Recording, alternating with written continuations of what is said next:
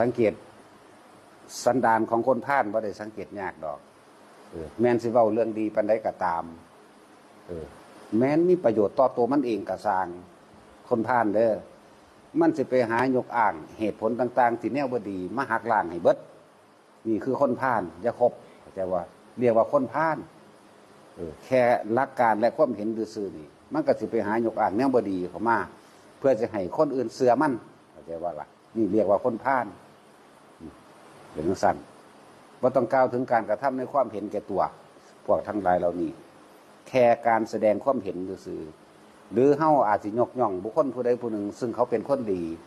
มันสิหาแนวมาดีเข้ามาหักล้างทันทีเด้นี่แหละสันดานหมาจักว่าสันดานหมาพานบ่ว่าคนล่ะเป็นจังซั่นถึงกับกล่าวไว้พวกร่างมนุษย์นั่นน่ะเรียกว่ามนุษย์สเปโตได้ร่างมนุษย์แต่ว่าใจเปรตใจขี้รักใจขี้โลภมนุษย์เดรัจฉานโนเนี่ยแบบนี้มนุษย์เดรัจฉานโนเพราะว่าให้สิเว้าเรื่องดีปานใดก็สร้างคนที่หายกินโดยนิสัยสันดานหมาสันเดรัจฉานนั่นน่ะจะเอาแนวนั้นแนวนี้มาหักล้างเด้หักล้าง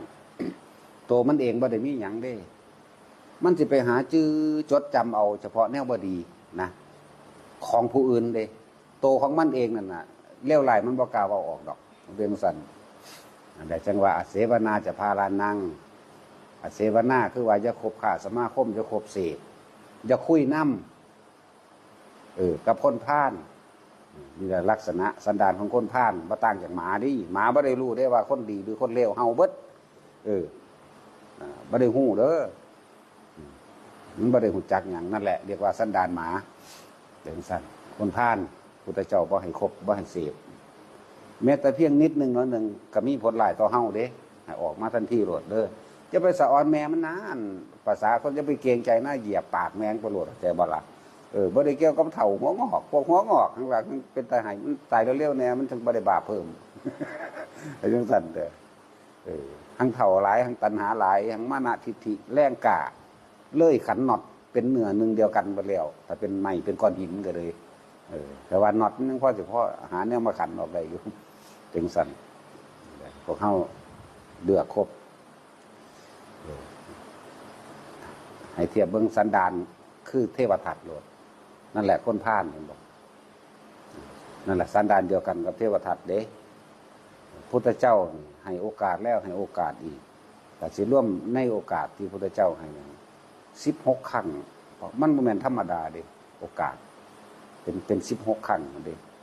บ่แม่นแค่เทื่อ1 2เทื่อเด้สอนแนวดีปานใดก็สร้างแต่ว่ากูสิพยายามทำลายอย่างเดียวหาเหตุผลต่างๆมายกอ้างเห็นบ่เห็นบ่ว่าสั่นถ้ากันศึกษาหยังบุกเนาะเป็นสั่นแบบหาแต่วิธีที่ขาสิทำลายเพิ่นสุดท้ายมันลงมาหาเจ้าของเบิดเพราะคนทั้งหลายเรานี่สิคิดความดีบ่ออกสิคิดแนวสิสร้างสรรค์เพื่อเป็นประโยชน์ของตนคิดบ่ออกเด้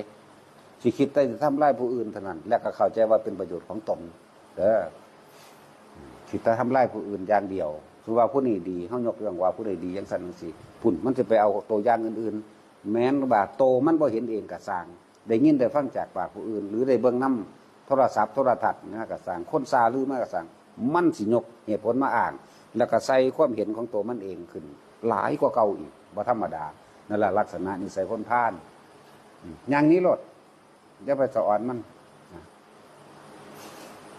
อย่างสั้นแล้วเบิ่งเทวทัตโลดสุดท้ายมันเป็นยังไงล่ะแสนพระพุทธเจ้าได้สว่ามันสิได้ขึ้นมาเป็นคนเนาะบุญอยู่ปานนั้นเด้เนาะเพียงสั้นแล้ว